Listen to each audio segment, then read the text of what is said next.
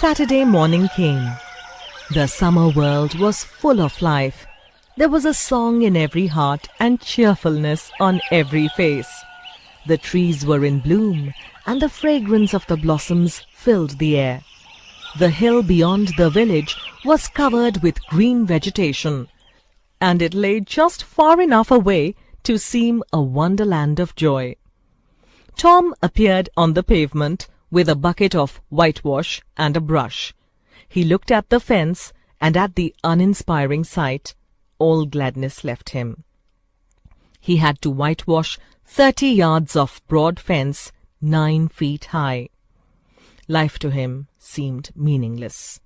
He began to think of the fun he had planned for this day, and his sorrows multiplied. Soon the free boys would come and ridicule him for having to work. He thought of an excellent idea. He took up his brush and went calmly to work. Ben Rogers came into view presently. He was the very boy of all boys whose ridicule he had been dreading. Ben was eating an apple and seemed to be in high spirits. Tom went on whitewashing and paid no attention to him. Ben stared at him for a moment and then said, "You're in trouble, aren't you?" There was no answer. Tom surveyed his last touch with the eye of an artist, gave his brush another gentle sweep, and inspected the result as before. Ben went up and stood by the side of Tom. Tom's mouth watered for the apple, but he stuck to his work. Ben said, "Hello, you've got to work, hey?" Tom turned round suddenly and said, "Oh, it's you, Ben. I did not notice." "I'm going swimming, Tom," said Ben. "Don't you wish you could come?" "But of course you prefer to work, don't you?" Tom looked at him for a while and said, "What do you call work?" "Why, isn't that work?" Tom resumed his whitewashing and answered carelessly, "Well, perhaps it is, perhaps it isn't. But it suits Tom Sawyer." "Do you mean to say, Tom, that you like it?" The brush continued to move. "Like it?" said Tom. "Well, I don't see why I should not like it. Does a boy get a chance to whitewash a fence every day?" That put the thing in a new light. Ben stopped eating his apple.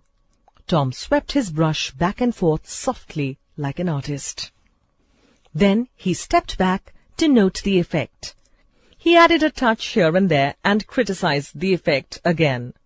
Ben watched every movement and got more and more interested. Presently he said, "Tom, let me whitewash a little." Tom was about to consent, but he changed his mind. No, you see, Aunt Polly is very particular about this fence. It must be done very carefully. I don't suppose there is one boy in 1,000, maybe 2,000, who can do it the right way. Is that so? Let me just try, only just a little. I would let you if you were me, Tom. Then I would like to, honestly. But Aunt Polly would not like it. Jim wanted to do it, but she wouldn't let him. Sid wanted to do it, and she wouldn't let Sid. You see, this is the front fence, and Aunt Polly is very particular about it. Now, don't you see how I am caught?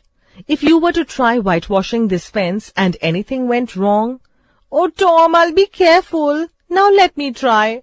I'll give you half of my apple." "Well, no, Ben, I can't let you. I'm afraid." "I'll give you all of it."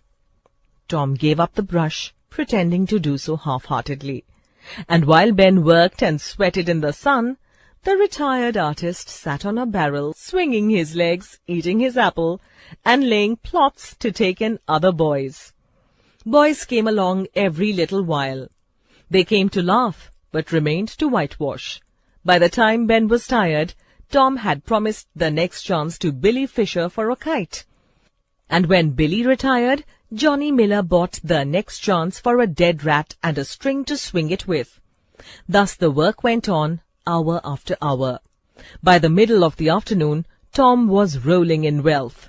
He had, in addition to the things mentioned above, 12 marbles, a piece of blue bottle glass to look through,